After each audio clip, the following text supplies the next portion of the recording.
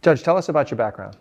All right, so I graduated from high school, obviously, and went to BC, which was Broward Community College back then, on a tennis scholarship. And then I went to University of Florida, and I graduated from University of Florida with a criminal justice major. And I wanted to go to law school since I was a little kid. I wanted to become a judge, really, and the path was you had to go to law school, obviously. So I went to Nova Southeastern Law School. I came back home and went to Nova Southeastern, graduated from Nova. And while I was at Nova, they used to have this great course, and I think they have it again, certified legal intern. And I worked at the state attorney's office and got to try some cases while I was in law school and loved trying cases. So when I got out of law school, I started doing civil litigation practice. And I did that for over 14 years before having the honor of being appointed to the bench. So that was my path. Judge, can you tell us a little bit about just some of your ties to Broward County? Oh, sure. So I grew up here in Broward County. I've lived in Broward County since I was 3 years old. Um, I'm a proud product of the Broward County school system. I went to Castle Hill Elementary School. I went to Larkdale Elementary School, Lauderhill Middle School. I graduated from Boyd Anderson High School, go Cobras. And I've lived here my entire life. I lived in Hollywood, and then we moved out to the Lauderdale Lakes area, and then we moved to east to the city of Fort Lauderdale. What made you want to become a judge? I wanted to be a judge since I was a little kid. And I think I've said this before. I think I got that sweatshirt a long time ago on the Jersey Shore one summer, and it said, "Here comes the judge." And I've always thought it was would be the pinnacle of my career. It would be such an honor to be able to become a judge. And what would you say you're most excited about, sort of the Broward County system in its current state? Oh, I think we strive to do better all the time in the system and make things easier and provide transparency and as much access as possible, especially with pro se litigants who do not have counsel. And with Zoom, I know, it was a terrible time back in 2020, but the opening of allowing Zoom hearings and allowing all you guys to attend remotely for 5-minute hearings rather than having to get in your car and spend 2 and 3 hours, and clients being charged for 2 and 3 hours of time for a 5-minute uniform motion calendar hearing.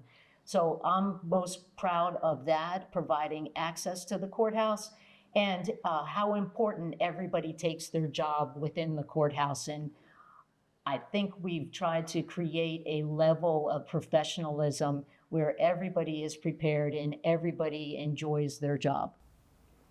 What's your day-to-day schedule as a judge? Well, in complex litigation, it's changed from the general civil division that I was in for so long. But normally I have hearings first thing in the morning, 8:30 to 9:30. And then when I'm in trial, we start trial at 9:30 and go through trial for the entire day. And that takes up the whole week. I try, especially with complex litigation cases, since they're so much longer, try to get started at 9 a.m. or 9:30 opposed to 10 a.m. when you have uniform motion calendar every day. Judge, you mentioned the complex division. What exactly is that? Well, the complex litigation division are very long and complex trials.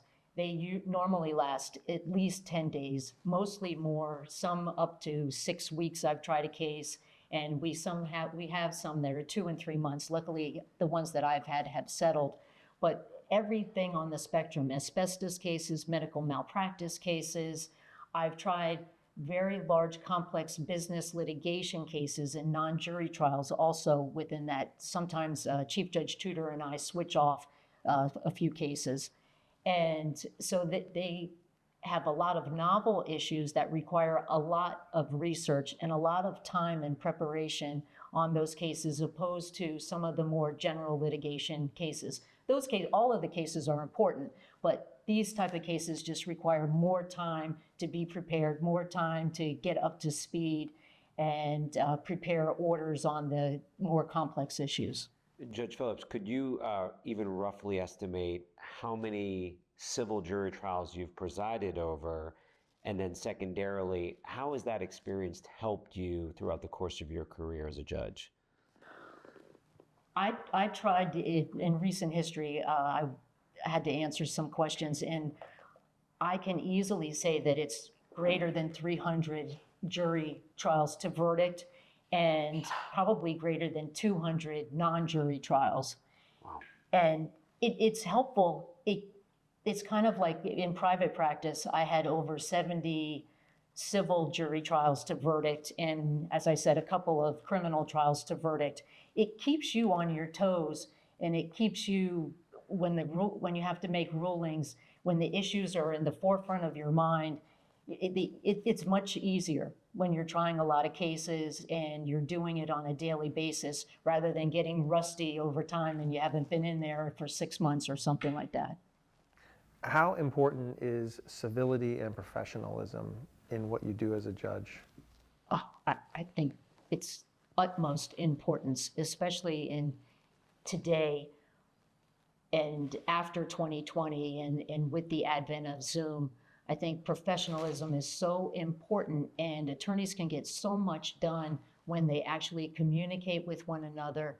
And on the professionalism part, to me, professionalism is being prepared for court, knowing your case, knowing what the hearing that you have, and speaking with the other side. And even if you can't agree on the motion that may be in front of the court, you can at least narrow the issues and have everything completed. As far as the civility, again, I think that's so important, just to speak to everybody. And that's one of the things I think that there has been a little bit of a downturn with the remote hearings, because we all used to talk out in the hall. Remember waiting for hearings? That is the one good thing, is everybody would talk out in the hallway and you get to know somebody. And when you see somebody face to face and you get to know them, it's such a different feeling than just talking to someone from one Brady Bunch box to the other Brady Bunch box, or picking up the telephone, or everybody's behind the computer saying nasty things and sending before they realize what they sent. So I think it's utmost importance. Judge Phillips, a lot of people might not know this, but I do because I was there. But can you tell us about a lot of the things that you did in the early stages of COVID when we were getting adjusted and being on Zoom? Can you just tell us some of the things that you and the other members of the judiciary did so that the courthouse could remain open? So we hit the ground running. The courthouse closed down, and we did not miss one day of work. We went the next morning to telephone uniform motion calendar, and then within, I think it was 2 or 3 days, we had the Zoom links up and running. And it was so important to keep the court moving forward and everybody be able to attend. I mean, there were a little bit of rough patches with the Zoom, and none of us were used to it. None of us had even really used it prior to that, but it was great. And then we started off we did a mock jury trial, Right. and it was great. And then we worked on that. So I said, we got together, and I kind of wrote out a short mock jury trial, and some of our staff attorneys were the jurors or witnesses, and we did that. And then we sent the tape over to Aboda, and Aboda just made it so much better. And then remember, we brought in actual jurors. We summoned jurors. Yep. The clerk's office summoned jurors. We had actual jurors attend via Zoom. We had a judge presiding over the case, and I think I picked that jury. Yep, you picked that's the right. jury, Yeah. and it was fabulous. And we said, we can do this. We can make it work. And there were so many other things that we put in place. The weekly Yep. updates Aboda did, saying, okay, now where are we now? And then as it continued to go on, and it seemed like forever.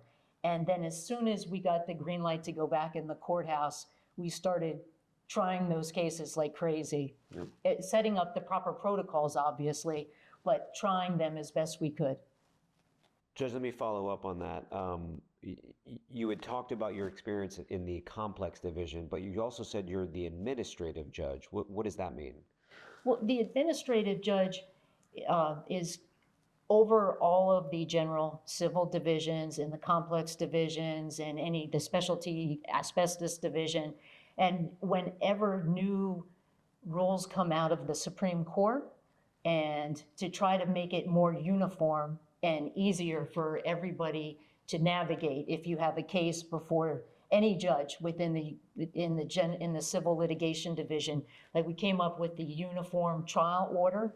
And when we had to pivot and do case managements that were required, so we all used the same type of case management orders to make it easier. So it's important that we have the policies and procedures, each judge now, and we've amped them up as well. So if you have any judge, an attorney anywhere in the state that has a case in Broward Civil Courthouse, can go to the website and see each judge's policies and procedures. And we try to keep them as similar as possible. Obviously, each judge has different things that they like or the ways they like things, and that's easy. So somebody who's never had a case in front of Judge whoever can go and look at the policies and procedures. And it's a requirement that, I don't want to say, make sure everybody stays on the same page.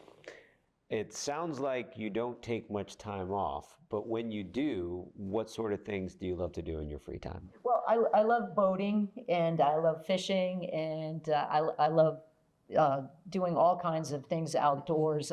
Every day I try to get a run in and exercising and go to different places, and we enjoy food. My daughter's a foodie, so we enjoy going to good restaurants and eating really good food. Obviously, that's why we exercise. Exactly.